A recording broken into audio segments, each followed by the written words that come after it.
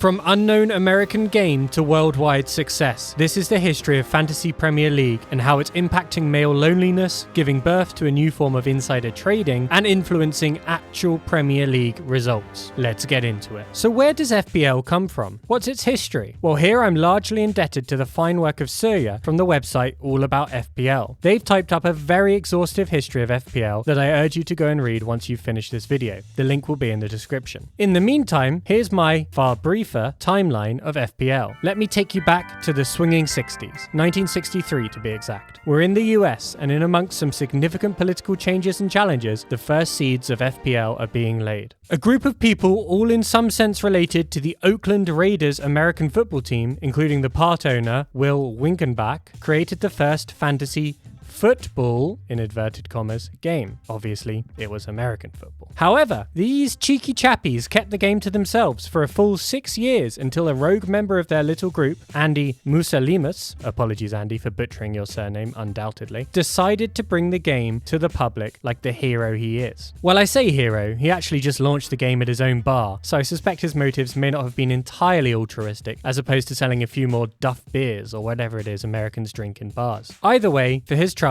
he was unceremoniously kicked from the Oakland Raiders affiliates game. Nevertheless, this was it. The genie was out of the bottle. It's 1969 and the first game of fantasy football has hit the public. Truly the most significant American achievement of that year. And unsurprisingly, from there it spread like wildfire. By the end of the 80s, the game had 1 million players in the US and its own magazine, which, for the youngsters, was a big deal back in the day. And you know what else is a big deal? Well, at least to me. It's you dropping a like on this video and subscribing to this channel. We're only a tiny channel, so any support you can give us is much appreciated. Thanks so much. The game hopped the Atlantic in the 90s, starting up in Italy in 1990 after Italian journalist Riccardo Albini caught wind of fantasy baseball, and eventually spreading throughout Europe and to the UK in 1991. Of course, at this point, none of this was under the banner of FPL, or even found online. Most of it took place through newspapers, with people either writing in or paying extortionate amounts to ring in to the papers to provide their teams. In 1994, David Baddiel and Frank Skinner, both seen here performing to various degrees of aptitude on hit TV show Taskmaster, fronted the hugely popular Fantasy Football League TV show, which had a rotating list of celebrities come in and talk through their fantasy football teams. The popularity of this show, by the way, eventually led to Baddiel and Skinner's involvement in the song of the 1996 Euros, 3 Lions, which inevitably I can't play on this video without falling foul of copyright rules, but you know the one I mean. It's the really famous "Football's Coming Home, 30 Years of Hurt," etc, etc. But that's pretty cool, right? A direct line between FPL and perhaps the most famous football song of the last 30 years, if not ever? Anyway, back to it. Throughout the 90s, fantasy football grows in popularity in the UK. It was truly a time we'll never see again. A Labour government in power, everyone's playing Fantasy League, and Blur, Pulp and Oasis are all playing live gigs. Okay, maybe not that different. But in fairness, Man United were consistently winning the league back then, and it really does feel like we'll never see that again. See my previous video for my predictions on that. In the year 2000, the first online fantasy game in England is launched. Others quickly follow suit, and for the start of the 2002-2003 Premier League season, Fantasy Premier League is officially launched by the now 10 years old Premier League. In its first season, it has 76,000 players. By the 2006-2007 season, it has 1 million players, and it has over 10 million by 2022-23. Its rules have changed a bit throughout its history, from the original draft-based format that still dominates American versions, to the more recent additions of manager chips and points for defensive actions. But the seeds of FPL really do go all the way back to early 1960s America. So that's your brief potted history of FPL. But what is FPL's role now in modern football society? Here are 5 interesting points about FPL's role in modern football society. First, and most obviously, it's just fun, right? But more than just fun on its own, and more to the point about FPL's place in broader football society, it's really fun with other people. Be that your close group of mates, your 5-a-side football team, or your work colleagues. FPL helps oil the wheels of conversation with these people. Boring Darren from accounting is dire to talk to unless you can force him onto FPL and how he did that week. And I think this is an underrated positive aspect of FPL. It helps facilitate discussion, and statistically speaking, this is largely discussion between men who we know are going through something of a loneliness problem at the moment. Now, I'm not saying FPL fixes this problem, but it does provide a nice way for groups of men to stay in touch and talk to one another in a way that is often quite rare, and for you youngsters, that gets rarer the older benefit you get. Therefore, I think we should praise and acknowledge this aspect of FPL. A second contribution of FPL is the sheer amount of cottage industries it has given birth to. You can't move on social media or YouTube without hitting some sort of FPL influencer telling you which differential is best, why they're going to go without Salah this year, yeah right mate, believe it when I see it, or whether it's likely game week 19 will be a double game week. In many of these examples, they seem to be genuinely full-time jobs for people, which to be clear is great. It's very cool that giving advice on a game based on a specific league for another game is a genuine full-time job for putting food on the table. And I say that speaking as a man who's trying to do something similar with this channel. A third point about FPL and modern footballing society is a slight change of direction. I want to talk a little bit about fantasy sports and their relationship with gambling and gambling problems. I have often wondered whether playing fantasy sports made you more or less likely to be a gambler. My pet theory was that playing fantasy sports might help scratch the itch of having something riding on a game you'd normally be a neutral for, in much the same way having some money on it does this for gamblers. So I had a look at the literature to see if anyone else had tested this hypothesis or anything remotely similar to this hypothesis. But quickly before looking at them, note that this is all about fantasy sports and not about FPL specifically, largely because it's chiefly American papers and studies, and also because I don't want FPL to sue my arse off. Now, the vast majority of papers, when you input search terms like fantasy sports and gambling, seem to focus on the legal definition of fantasy sports and whether they could be legally classified as gambling. A question I'm not particularly interested in today, but a question that maybe has some relevance if we're worried about similar sorts of sporting integrity issues that surround players betting on their own games. A far smaller amount of papers turn up that look on the link between gambling and fantasy sports, but most of these papers looked at the link between daily pay-to-play fantasy sports and gambling. Unsurprisingly, links can be found between gambling and paying to play daily fantasy sports. But the interesting question for me and for my earlier hypothesis was non-pay-to-play fantasy sports and gambling and that connection. I found one paper that briefly considers this. Roughly summarized, Martin and Nelson's paper finds that amongst college students, the demographic they surveyed, those who played fantasy sports, whether that was for money or not, were 5 times more likely to experience gambling-related problems than those who did not play fantasy sports. Which obviously blows my theory out of the water. Perhaps this is why a recent BBC investigation has found the gambling industry to be targeting fantasy sports heavily, with many adverts and special deals being aimed at the aforementioned cottage industries around FPL. For example, access to expert FPL tips, provided you put money in this betting site's account, that sort of stuff. Certainly, fantasy sports and gambling is a relationship worth keeping an eye on as fantasy sports continue to grow and gambling, and addiction to gambling specifically, further creeps into everyday football life. But quick, let's veer away from that interesting but potentially quite depressing point towards point 4, which is the amusing recent history of actual footballers and FPL. Real footballers tend to like football, with some small exceptions, and unsurprisingly, that means they probably also like FPL. In recent years, some FPL detectives have managed to track down many of these players, at least the ones not using fake names. And they've got some stinker team names. Harvey Barnes has Unreal Madrid, and Calvin Phillips is one of about 1 million people who are using Hakuna Matata. Boys, do better. Matt Target has Target Practice, which I must admit I quite like, and Kieran Trippier is proving a company man with Toonami. While Southampton's Jack Stevens has Pasties and Cider, which, even for a Cornish guy, raises some questions about his fitness regime. More amusing than some dodgy team names is the turmoil FPL has caused managers. FPL Focal, an FPL Tips website, now has a dedicated page for real players' FPL teams, where they update you on transfers and team selections of real football players in the Premier League. This is primarily, as the website advertises, as a form of fantastically imaginative insider trading. Want to know who's starting in midfield for the legendary Pep Roulette? Well, if Rodri has dropped himself, it's probably not him, is it? At least one high-profile case of a Premier League manager hating this FPL insider trading has been recorded. Dean Smith's ill-fated time as a manager of Aston Villa was notable for the news of Jack Grealish being left out of the team due to injury, leaking precisely because 5 Aston Villa players or staff took Grealish out of their FPL teams. Obviously, rival managers then knew that Grealish, Villa's star player at the time, wouldn't be playing, which granted them a significant advantage as they could then plan for this when they played Villa. Smith subsequently banned FPL at Aston Villa. Obviously, this is infuriating for managers, and I'm sure has resulted in some more covert bans. But I just think it's very funny that with all the immense wealth in the Premier League, games can be heavily impacted thanks to a couple of bench players making a substitution in what is essentially a browser game. I do wonder wonder a little bit about the internal politics of a dressing room though. Do you think players ever get angry with each other if they don't pick them for FPL? Who knows? Probably not. It's not like footballers have big egos after all. We are now on point 5.